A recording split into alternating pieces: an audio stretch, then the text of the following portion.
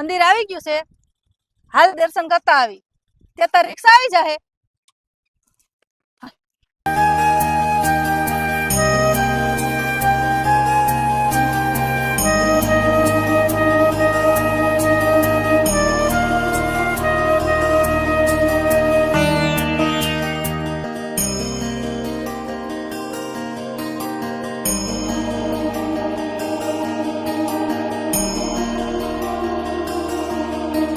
ઓલા બેન ક્યાં હોયા ગયા?